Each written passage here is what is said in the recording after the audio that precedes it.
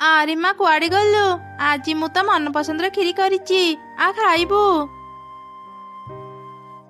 ସତରେ ମା ଆଜି କ୍ଷୀରି କରିଛ? କ୍ଷୀରି ମୋର ବହୁତ ପସନ୍ଦ।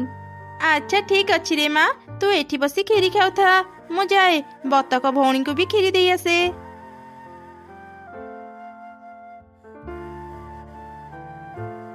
ଆରେ ବତକ ଭଉଣୀ, ଛୁଆଙ୍କୁ ଧରି କୁଆଡେ ଯାଉଛ? ଚଢ଼େଇ ଭଉଣୀ, ମୁଁ ଆଜି ମୋ ଛୁଆମାନଙ୍କୁ ପହଁରା ଶିଖେଇବା ପାଇଁ ପୋଖରୀକୁ ନେଉଥିଲି। ଆଉ ତୁମେ ଏତେ ସକାଳୁ ସକାଳୁ ମୋ ଘରକୁ ଆସିଲ ଯେ, କ'ଣ କାମ ଥିଲା କି ମୋ ପାଖରେ? ବତକ ଭଉଣୀ, ମୁଁ ଆଜି କ୍ଷୀରି ରୋଷେଇ କରିଥିଲି, ତମକୁ କ୍ଷୀରି ଦେବାକୁ ଚାଲି ଆସିଲି। ଏଇ ନିଅ। ଆରେ ଚଢ଼େଇ ଭଉଣୀ, କୁଆଡେ ଯାଉଛ? ଘର ଭିତରକୁ ଆସ, କିଛି ସମୟ କଥା ହେବା, ତାପରେ ଯିବ। ନା ନା ବତକ ଭଉଣୀ, କୁନି ଘରେ ଏକା ଅଛି, ମୁଁ ଆଉ ଦିନେ ତମ ଘରକୁ ଆସିଲେ କଥା ହେବା, ଏବେ ମୁଁ ଯାଉଛି। ଚଢ଼େଇ ଆଉ ବତକ ପାଖାପାଖି ରହୁଥିବାରୁ ସେ ଦୁଇ ଜଣ ଖୁବ୍ ଭଲ ସାଙ୍ଗ ଥିଲେ। ଏମିତି ତାଙ୍କ ଦିନ ଭଲରେ ବିତୁଥିଲା। ହେଲେ ଦିନେ ହଠାତ୍ ମା ବତକର ଦେହ ଖରାପ ହେଇଗଲା। ଚଢ଼େଇ ଭଉଣୀ, ମତେ ଲାଗୁନି ମୁଁ ଆଉ ବଞ୍ଚିବି। ମୋ ଦୁଇ ଛୁଆ ତମକୁ ଲାଗିଲେ ନିଜ ଛୁଆଙ୍କ ପରି ତାଙ୍କ ଯତ୍ନ ନେବ।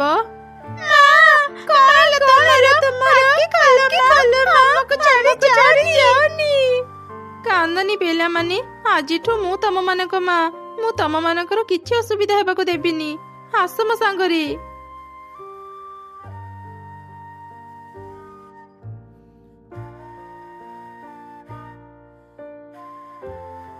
ମା, ତୁମେ ଏ ଦୁଇ ଜଣଙ୍କୁ ଆମ ଘରକୁ କାହିଁକି ଆଣିଛ? ଏମାନେ କ'ଣ ବୁଲିବା ପାଇଁ ଆମ ଘରକୁ ଆସିଛନ୍ତି? ନା ରେ ମା, ଏମାନେ ବୁଲିବାକୁ ଆସିନାହାନ୍ତି, ଆଜିଠୁ ଏମାନେ ଆମ ସାଙ୍ଗରେ ରହିବେ। ତାଙ୍କ ମା ଆଉ ଏ ଦୁନିଆରେ ନାହିଁ, ସେଥିପାଇଁ ମୁଁ ଦୁଇ ବତକ ଛୁଆଙ୍କୁ ଆମ ଘରକୁ ନେଇ ଆସିଛି। ଆଜିଠୁ ମୋର 3ଟି ଝିଅ। ମା କୁନି, ତୁ ବି ଏମାନଙ୍କୁ ନିଜ ଭଉଣୀ ପରି ଦେଖିବୁ, ଠିକ ଅଛି? ଆଚ୍ଛା ଠିକ ଅଛି ମା। ସେଦିନ ପରଠାରୁ ଦୁଇ ବତକ ଛୁଆ ଚଢ଼େଇ ଘରେ ରହିଲେ। ଚଢ଼େଇ ଛୁଆ ସେମାନଙ୍କ ସହ ପ୍ରତିଦିନ ଖେଳୁଥିଲା। ଆରେ ପିଲାମାନେ ଦେଖ, ମୁଁ ଫଳ ନେଇ ଆସିଛି, ଆସ ଖାଇନିଅ। କୁନି ତା ମା ପାଖରୁ ଫଳ ନେଇ ଖାଇଲା, ହେଲେ ବତକ ଛୁଆ ମାନେ ଫଳ ଖାଇଲେନି। ଆରେ ତମେ ମାନେ କାହିଁକି ଛିଡା ହେଲ? ନିଅ ଫଳ ଖାଅ। ନାଇଁ ମା, ଆମେ ଫଳ ଖାଇ ପାରିବୁନି। ମା ଯେତେବେଳେ ବଞ୍ଚିଥିଲେ ସେ ପ୍ରତିଦିନ ଆମକୁ ମାଛ ଆଣି ଦିଅନ୍ତି। ଓ ଆଚ୍ଛା, ତମେ ମାନେ ମାଛ ଖାଇବ ତ? ହଉ, ମୁଁ ଏବେ ଆଣି ଦଉଛି। ତାପରେ ମା ଚଢ଼େଇ ପୋଖରୀକୁ ଯାଇ ମାଛ ଧରିଲା। ସେଦିନ ସେ ଅନେକ ମାଛ ପୋଖରୀରୁ ପାଇଲା। ତାପରେ ସେ ଘରକୁ ମାଛ ଆଣି ଭାଜିଲା। ମା, ଏ ସବୁ ମାଛ କ'ଣ ମୋ ପାଇଁ? ନାଇଁ ରେ ମା, ଏ ସବୁ ମାଛ ଭଜା ତ ବତକ ଭଉଣୀଙ୍କ ପାଇଁ। ତୁ ଫଳ ଖାଇପାରୁ, ହେଲେ ସେମାନେ ଫଳ ଖାଇ ପାରୁନାହାନ୍ତି, ସେଥିପାଇଁ ତ ମୁଁ ସେମାନଙ୍କ ପାଇଁ ମାଛ ଭାଜିଛି। ମୁଁ ଯାଏ ତାଙ୍କୁ ଡାକି ମାଛ ଦିଏ। ମା ଚଢ଼େଇ ଦୁଇ ବତକ ଛୁଆଙ୍କୁ ମାଛ ଦେଲା। ବତକ ଛୁଆ ମାନେ ଖୁସିରେ ମାଛ ଭଜା ଖାଇଲେ। ଏସବୁ ଦେଖି ତ କୁନି ଅନେକ ରାଗିଗଲା। ମା ବତକ ଛୁଆ ମାନଙ୍କୁ କେତେ ଭଲ ପାଉଛନ୍ତି, ତାଙ୍କ ମନ ପସନ୍ଦର ଖାଇବା ରାନ୍ଧୁଛନ୍ତି। ଯେବେଠୁ ଏମାନେ ଆମ ଘରକୁ ଆସିଲେଣି, ମା ମତେ ପୁରାପୁରି ଭୁଲି ଗଲେଣି, ମତେ ଆଉ ଆଗ ଭଳି ଭଲ ପାଉନାହାନ୍ତି। ଆରେ କୁନି, ଆମ ପାଖକୁ ଆସ ଭଉଣୀ, ଆମେ ମିଶିକି ମାଛ ଭଜା ଖାଇବା। ତମ ଆଦରର ମା ତମ ମାନଙ୍କ ପାଇଁ ମାଛ ଭାଜିଛନ୍ତି, ତମେ ମାନେ ହିଁ ଖାଅ, ମୁଁ ଜମା ବି ମାଛ ଭଜା ଖାଇବିନି। ମା, କୁନି କ'ଣ ଆମ ଉପରେ ରାଗିଗଲା କି? ଆରେ ନା ନା, କୁନି ତମ ମାନଙ୍କ ଉପରେ ଜମା ବି ରାଗିନି, ତମେ ମାନେ ମାଛ ଖାଅ। ବତକ ଛୁଆ ମାନଙ୍କ ବାପା ମା ନଥିବାରୁ ଚଢ଼େଇ ସେମାନଙ୍କର ଟିକେ ଅଧିକ ଯତ୍ନ ନେଉଥିଲା। ହେଲେ ଏସବୁ କୁନିକୁ ଜମା ବି ଭଲ ଲାଗୁନଥିଲା। ସେ ଭାବୁଥିଲା ତା ମା ତାକୁ ଆଉ ଆଗ ଭଳି ଭଲ ପାଉନି। ଆରେ କୁନି, ତୁ ଏଠି ବସି କ'ଣ କରୁଛୁ? ସମସ୍ତେ ପଡ଼ିଆରେ ଖେଳୁଛନ୍ତି, ଚାଲେ ଆମେ ବି ଖେଳିବା। ନା, ମୁଁ କୁଆଡେ ବି ଯିବିନି, ତୁ ଯା, ଆଜି ମୋର ମନ ଭଲ ନାହିଁ। କ'ଣ ହେଇଛି ତୋର? ମତେ କହ, ମୁଁ ତ ତୋର ସାଙ୍ଗ ନା। ଆରେ ସେ ବତକ ଛୁଆ ମାନେ ତାହେଲେ ତ ଜାଗା ମାଡି ବସିଲେଣି। ମାଉସୀ ଯେତେବେଳେ ସେମାନଙ୍କୁ ନିଜ ଝିଅ କରି ସାରିଲେଣି, ତୁ ଆଉ କ'ଣ କରିପାରିବୁ? ତୁ ବି ସେମାନଙ୍କୁ ନିଜ ଭଉଣୀ ଭାବିନେ। ନା, ମୁଁ ସେମାନଙ୍କୁ ମାନି ପାରିବିନି। ମୁଁ ସେ ଦୁଇ ବତକ ଛୁଆଙ୍କୁ ଅନେକ ଦୂରକୁ ପଠେଇଦେବି, ଯେମିତି ସେମାନେ ଆମ ଘରକୁ ଆଉ କେବେ ବି ଆସିପାରିବେନି। ମୋ ପାଖରେ ଗୋଟେ ଉପାୟ ଅଛି, ଶୁଣ। ଠିକ ଅଛି, ତୁ ଯଦି ଏମିତି ଚାହୁଁଛୁ ମୁଁ ତତେ ସାହାଯ୍ୟ କରିବି। ଏବେ ଚାଲ ସେମାନଙ୍କ ପାଖକୁ।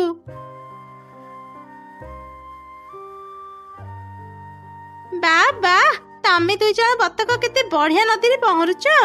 ଆମେ ଯଦି ତମ ପରି ପହଁରି ପାରନ୍ତୁ କେତେ ମଜା ହୁଅନ୍ତା।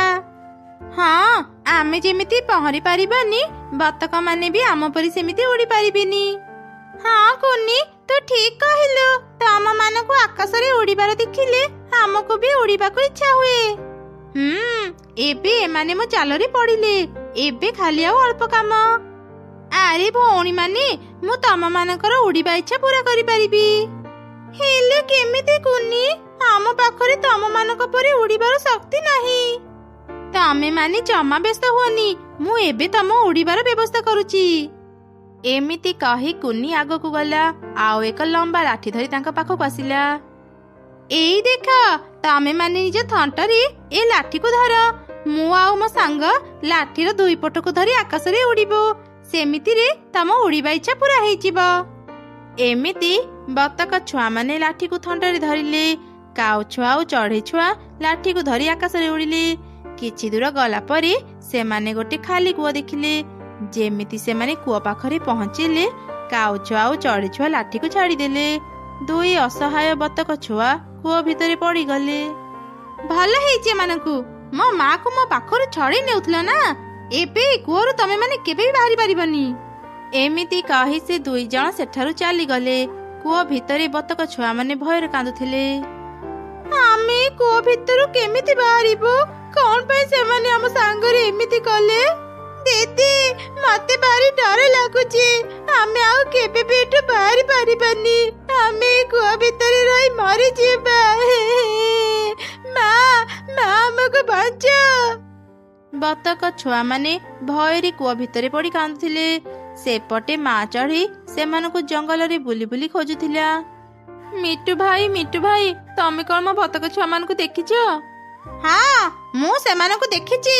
ମୁଁ ଜମିରେ କାମ କରୁଥିଲି, ସେତେବେଳେ ଦେଖିଲି ତୋ ଝିଅ ଆଉ କାଉ ଝିଅ ବତକ ଛୁଆ ମାନଙ୍କୁ ଧରି ଆକାଶରେ ଉଡୁଥିଲେ। ଯା ତ ଝିଅକୁ ହିଁ ପଚାରିବ, ସେ କହିପାରିବ ବତକ ଛୁଆ ମାନେ କୋଉଠି ଅଛନ୍ତି। ଏସବୁ ଶୁଣି ତ ମା ଚଢେଇ ଅନେକ ରାଗିଗଲା, ଆଉ ସେ ଘରକୁ ଆସିଲା। ସତ ସତ କହ କୁନି, ତୁ ବତକ ଛୁଆ ମାନଙ୍କୁ କୋଉଠି ରଖି ଆସିଛୁ? ଇଏ ମା, ମୁଁ ସେ ବିଷୟରେ କିଛି ଜାଣିନି। ମିଛ କହନି, ମିଟୁ ଭାଇ ନିଜେ ଦେଖିଛନ୍ତି।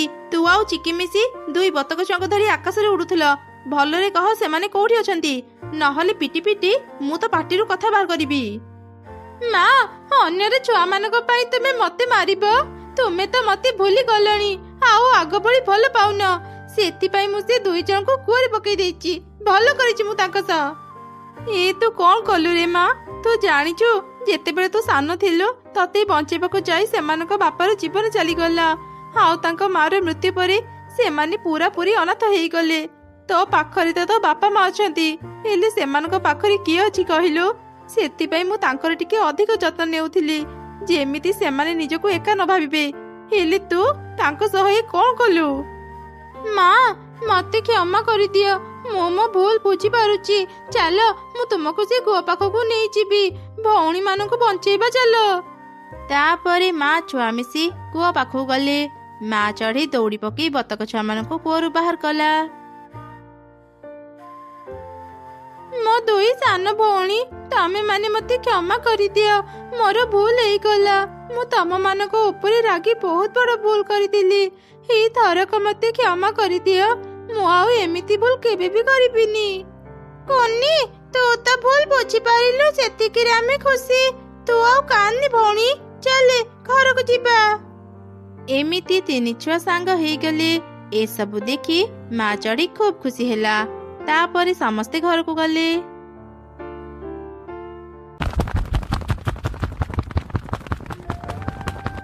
ଆରେ ଚିକି, କାଲି ନା ମୋ ବାପା ଦୁଇଟା ଗୁଡି ଆଣିଛନ୍ତି। ଚାଲ ଆମେ ଗୁଡି ଉଡେଇବା। ବା କୁନି, ତ ଗୁଡି ଦୁଇଟା ଭାରି ସୁନ୍ଦର ହେଇଛି। ଆମ ଜଙ୍ଗଲ ପାଖରେ ଗୋଟେ ଖାଲି ପଡିଆ ଅଛି, ଚାଲେ ଆମେ ସେଇଠି ଗୁଡି ଉଡେଇବା। ଏମିତି କଥା ହେଇ ସେ ଦୁଇ ସାଙ୍ଗ ଖୋଲା ପଡିଆରେ ଯାଇ ଗୁଡି ଉଡେଇଲେ। ହଠାତ୍ ସେହି ସମୟରେ ଜୋରେ ପବନ ବହିଲା, ଆଉ ସେମାନଙ୍କ ଗୁଡି ଉଡି ଅନେକ ଦୂରକୁ ଚାଲିଗଲା। କଣ ହେଇଗଲା? ମୋ ବାପା କେତେ ଖୁସିରେ ମୋ ପାଇଁ ଗୁଡ଼ି ଆଣିଥିଲେ। ମନ ଦୁଃଖ କରନି କୁନି, ଚାଲ ଆମେ ତ ଗୁଡ଼ି ଖୋଜିବାକୁ ଯିବା। ନିଶ୍ଚୟ ଆଖପାଖରେ ତ ଗୁଡ଼ି ପଡ଼ିଥିବ।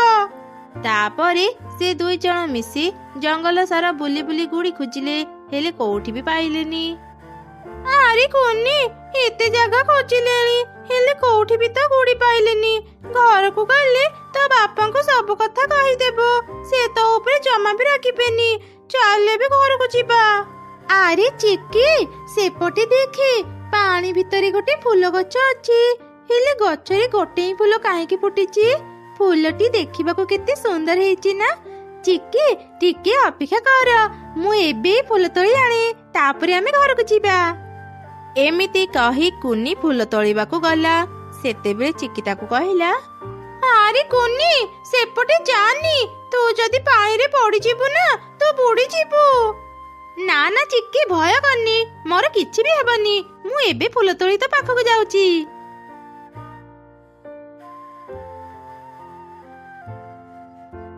ଏଇ ଦେଖି, ମୋର କିଛି ବି ହେଲାନି। ମୋ ମାଙ୍କୁ ଫୁଲ ଭାରି ଭଲ ଲାଗେ, ସେଥିପାଇଁ ମୁଁ ଏ ଫୁଲ ତୋଳିକି ଆଣିଲି। ମା ନୂଆ ଫୁଲ ଦେଖିଲେ ଭାରି ଖୁସି ହେଇଯିବେ। ଚାଲେ ଏବେ ଘରକୁ ଯିବା। ଆରେ ମା, ହାତରେ ଏଇଟା ତୁ କଣ ଧରିଛୁ? ଏଇଟା ତ ଗୋଟେ ଫୁଲ। ଏ ଫୁଲ ତୁ କୋଉଠୁ ଆଣିଲୁ? କୁନି ତାର ମାକୁ ସବୁ ଘଟଣା କହିଲା। ଓ ଆଚ୍ଛା, ସତରେ ଫୁଲଟି ଭାରି ସୁନ୍ଦର ହେଇଛି। ମତେ ସେ ଫୁଲଟା ଦେ, ମୁଁ ପାଣିରେ ରଖିଦେବି। ଫୁଲ ଅନେକ ଦିନ ଯାଏ ସତେଜ ରହିବ। ତୁ ଯା ହାତ ମୁହଁ ଧୋଇ ଆସିବୁ, ମୁଁ ଖାଇବା ପାରୁଛି ଖାଇ ନେବୁ। ଆଚ୍ଛା ଠିକ ଅଛି ମା, ଏଇ ନିଅ। ଏଇ କଣ, ମୁଁ ମୋ ଝିଅକୁ ଦେଖିବାକୁ ପାଉନି କଣ ପାଇଁ? ମୁଁ ଟିକେ ଶୋଇ ପଡ଼ିଥିଲି, ସେଇ ଭିତରେ ମୋ ଝିଅ କୁଆଡେ ଚାଲିଗଲା? ତୁ କାହା କଥା କହୁଛୁ ଗଛ? ତୋ ପାଖରେ ଯୋଉ ଲାଲ ଫୁଲ ଥିଲା, ସେ କଣ ତୋ ଝିଅ? ହଁ, ସେଇ ଫୁଲ ମୋ ଝିଅ। ଗୋଟେ ଛୋଟ ଚଢ଼େଇ ଛୁଆ ଆସି ସେ ଫୁଲ ତୋଳି ନେଇ ଯାଇଛି। ଏସବୁ ତୁମେ କଣ କହୁଛ? ତୁମେ କଣ ଜାଣିଛ ସେ ଚଢ଼େଇ ଛୁଆ କୋଉ ପଟେ ଯାଇଛି? ଦୟାକରି ମତେ କୁହ। ମୁଁ ଜାଣିନି ସେ ଚଢ଼େଇ ଛୁଆ କୋଉଠି ରୁହେ। ସେଇ ପୂର୍ବ ଦିଗରେ ଉଡ଼ିଗଲା, ମୁଁ କେବଳ ସେତିକି ଦେଖିଛି। ଏବେ ମୁଁ ମୋ ଝିଅକୁ କେମିତି ପାଇବି? ମୋ ଝିଅ ବିନା ମୁଁ ବଞ୍ଚି ପାରିବିନି। ସେ ଗଛ ଏମିତି କହି କହି କାନ୍ଦୁଥିଲା। ସେତେବେଳେ ଗୋଟେ ପ୍ରଜାପତି ସେ ଦୁଇ ଗଛଙ୍କ ସବୁ କଥା ଶୁଣି ତାଙ୍କ ପାଖକୁ ଆସିଲା। ଆରେ ଗଛ, ତୁମେ ଆଉ କାନ୍ଦନି, ମୁଁ ସେ ଚଢ଼େଇ ଛୁଆର ଘର ଦେଖିଛି। ସତ କହୁଛୁ ପ୍ରଜାପତି, ମତେ ଟିକେ ସାହାଯ୍ୟ କର। ତୁ ଯଦି ମତେ ସାହାଯ୍ୟ କରିବୁ, ମୁଁ ପୁଣି ଥରେ ମୋ ଝିଅକୁ ଫେରି ପାଇବି। ହଁ ହଁ, ମୁଁ ତୁମକୁ ନିଶ୍ଚୟ ସାହାଯ୍ୟ କରିବି। କୁହ, ମୁଁ କଣ କରିବି? ମୁଁ ତତେ ଗୋଟେ ମଞ୍ଜି ଦେଉଛି, ତୁ ସେ ମଞ୍ଜି ନେଇ ଚଢ଼େଇ ଛୁଆ ଘର ବାହାରେ ପକେଇ ଦେ। ସେ ମଞ୍ଜି ଦ୍ୱାରା ମୁଁ ମୋ ଝିଅ ପାଖରେ ପହଞ୍ଚି ପାରିବି। ଓ ଆଚ୍ଛା, ତେବେ ଠିକ ଅଛି, ମତେ ମଞ୍ଜି ଦିଅ, ମୁଁ ଏବେ ସେ ଚଢ଼େଇ ଛୁଆର ଘରକୁ ଯିବି। ଗଛ ପ୍ରଜାପତିକୁ ମଞ୍ଜି ଦେଲା। ପ୍ରଜାପତି ସେ ମଞ୍ଜି ନେଇ ଚଢ଼େଇ ଛୁଆର ଘର ବାହାରେ ପକେଇ ଦେଇ ଚାଲିଗଲା।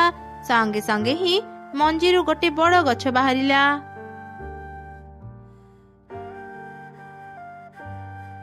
ଏଇ କଣ, ଆଗରୁ ତ ଏଠି ଗଛ ନଥିଲା, ହଠାତ୍ ଏତେ ବଡ଼ ଗଛ ଏଠାକୁ କେମିତି ଆସିଲା? କୁନି, ମା କୁନି, ଶୀଘ୍ର ବାହାରକୁ ଆସେ। କଣ ହେଲା ମା, ମତେ ଡାକିଲ? ଏଇ କଣ, ଏଇଟା ତ ସେଇ ପାଣିରେ ଥିବା ଗଛ, ଯୋଉ ଗଛର ଫୁଲ ମୁଁ ଆଣିଥିଲି। ଏଇ ତ ଝରକା ପଟୁ ମୁଁ ମୋ ଝିଅକୁ ଦେଖିପାରୁଛି। ଯେମିତି ବି ହେଉ ମୋ ଝିଅକୁ ମୁଁ ଏଠୁ ନେଇଯିବି। ମା, ତୁମେ ଗଛ ପାଇଁ ଆଉ ଚିନ୍ତା କରନି, ଭଲ ହେଇଛି ଆମ ଘର ବାହାରେ ଫୁଲ ଗଛ ହେଇଛି। ଏବେ ଆମେ ପ୍ରତ୍ୟେକ ଦିନ ଏ ଗଛରୁ ସୁନ୍ଦର ସୁନ୍ଦର ଫୁଲ ପାଇବା। ହଁ ରେ ମା, ତୁ ଠିକ କହିଲୁ। ଚାଲ ଏବେ ଘର ଭିତରକୁ। ଏଇ ତ ଚଢ଼େଇ ମାନେ ଏଠୁ ପଳେଇଲେ, ମୁଁ ଏବେ ଶୀଘ୍ର ମୋ ଝିଅକୁ ନେଇ ଏଠୁ ପଳାଏ। ଏମିତି କହି ଗଛ ତାର ଲଟାକୁ ଝରକା ପଟେ ବଢେଇ ଫୁଲକୁ ନିଜ ପାଖକୁ ନେଇ ଆସିଲା। ଆଉ ତାପରେ ସେ ସେଠାରୁ ଚାଲିଗଲା। ଏ ସବୁ ଘଟଣାକୁ ନି ଦେଖୁଥିଲା। ସେ ଶୀଘ୍ର ବାହାରକୁ ଆସିଲା। ଏ ମୁଁ କଣ ଦେଖିଲି? ଗଛ ଫୁଲକୁ ନେଇ ଚାଲିଗଲା। ଏମିତି କଣ ସମ୍ଭବ? ସେ ଗଛ ଏବେ କୋଉଠିକି ଯାଇଥିବ? ମୁଁ ସେ ଜାଗାକୁ ଥରେ ଯାଇ ଦେଖେ, ସେଠି ସେ ଗଛ ଅଛି କି ନାହିଁ ଜାଣିପାରିବି। ଫୁଲ ଗଛ, ତୁ ଆସିଗଲୁ, ତୁ ତ ଝିଅକୁ ପାଇଲୁ। ହଁ ମୁଁ ମୋ ଝିଅକୁ ନେଇ ଆସିଛି। ସେମାନେ ମୋ ଝିଅର କିଛି କ୍ଷତି କରିନଥିଲେ। ଭଲ ହେଲା ମୁଁ ଠିକ ସମୟରେ ପହଞ୍ଚିଗଲି। ମୋ ଝିଅକୁ ଗଛରେ ରଖିଦେଲେ ସେ ପୁଣି ମୋ ସହ କଥା ହେଇପାରିବ। ତାପରେ ଗଛ ଫୁଲକୁ ନିଜ ଡାଳରେ ଲଗେଇଦେଲା। ସଙ୍ଗେ ସଙ୍ଗେ ଫୁଲଟି କଥା କହିଲା, ମା ତୁମେ କୁଆଡେ ଯାଇଥିଲ? ଅନେକ ସମୟରୁ ମୁଁ ତୁମକୁ ଦେଖିବାକୁ ପାଉନଥିଲି। ମୁଁ ଏଇଠି ଥିଲି ରେ ମା। ମୁଁ ଟିକେ ଶୋଇ ପଡିଥିଲି। ସେତେବେଳେ ଗୋଟେ ଚଢିଛୁ ଆସି ତତେ ମୋ ପାଖରୁ ନେଇ ଯାଇଥିଲା। ସେଥିପାଇଁ ତୁ ମତେ ଦେଖି ପାରିଲୁନି। ହେଲେ ତୁ ଆଉ ଭୟ କରନି, ମୁଁ ଏବେ ତ ପାଖରେ ଅଛି। ତତେ ଏବେ ମୋ ପାଖରୁ କେହି ନେଇ ପାରିବେନି। ମୁଁ ଯାହା ଭାବୁଥିଲି ଠିକ ଭାବୁଥିଲି। ଗଛ ଫୁଲକୁ ଧରି ନିଜ ଜାଗାକୁ ହିଁ ଚାଲି ଆସିଛି। ତୁ ତୁ ଏଠାକୁ ପୁଣି କାହିଁକି ଆସିଛୁ? ଯା ଚାଲିଯା ଏଠୁ। ମୁଁ ତତେ ମୋ ଫୁଲ ଦେଇ ପାରିବିନି। ନା ନା ମୁଁ ଫୁଲ ନେବିନି। ମୁଁ ଗୋଟେ କଥା ଜାଣିବା ପାଇଁ ତୁମ ପାଖକୁ ଆସିଛି। ତୁମେ ଫୁଲ ନେବା ପାଇଁ ଆମ ଘରକୁ କେମିତି ଆସିଲ? ଆଉ ସେ ଫୁଲ ତୁମ ପାଖରେ ଏତେ ଗୁରୁତ୍ୱପୂର୍ଣ୍ଣ କାହିଁକି? କାହିଁକି ନା ଫୁଲ ହେଉଛି ମୋ ଝିଅ। ତୁ ମୋ ଝିଅକୁ ମୋ ପାଖରୁ ନେଇ ଯାଇଥିଲୁ। କଣ ହେଲା? ସେ ଫୁଲ ତୁମ ଝିଅ? ଏସବୁ କେମିତି ସମ୍ଭବ? ଆମେ ଆଗରୁ ତୋ ଭଳି ଚଢିଥିଲୁ। ଏଇ ଜଙ୍ଗଲରେ ଆମ ଘର। ଦିନେ ଗୋଟେ ତାନ୍ତ୍ରିକ ଆମ ଘରକୁ ଆସିଲା। ସେ ମତେ ଖାଇବା ମାଗୁଥିଲା। ସେଦିନ ମୋ ମନ ଭଲ ନଥିଲା। ମୁଁ ରାଗିକି ତାକୁ ଘରୁ ବାହାର କରିଦେଲି। ସେ ତାନ୍ତ୍ରିକ ଆମକୁ ଅଭିଶାପ ଦେଲା।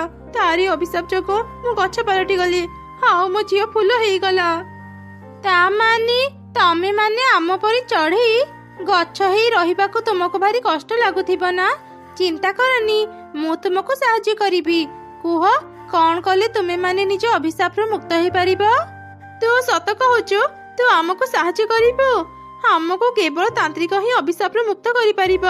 ସେ ତାନ୍ତ୍ରିକ ଘର ଏଇ ଜଙ୍ଗଲର ଶେଷ ମୁଣ୍ଡରେ।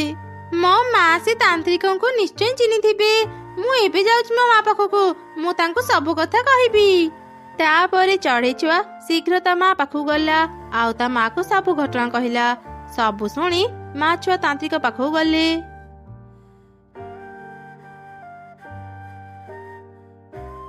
ମୁଁ ଜାଣେ ତମେ ମାନେ ମୋ ପାଖକୁ କଣ ପାଇଁ ଆସିଛ। ହେଲେ କେମିତି ତାନ୍ତ୍ରିକ ମା? ଆମେ ତୁମକୁ ଏଯାଏଁ ତ କିଛି ବି କହିନୁ। ମୁଁ ସବୁ ଜାଣେ। ସେ ଦୁଇ ମା ଛୁଆଙ୍କୁ ଉଚିତ ଶିକ୍ଷା ଦେବା ପାଇଁ ହିଁ କିଛି ଦିନ ପାଇଁ ମୁଁ ତାଙ୍କୁ ଗଛ କରିଥିଲି।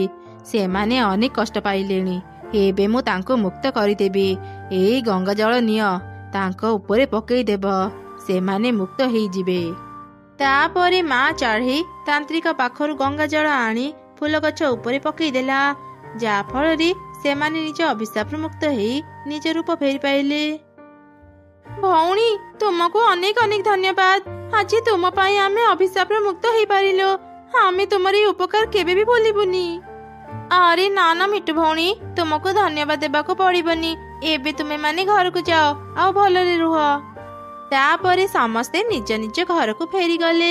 ମା ଚଢ଼େଇ ଆଉ ତାର ଝିଅ ମିଟୁକୁ ସାହାଯ୍ୟ କରିପାରି ଅନେକ ଖୁସି ଥିଲେ।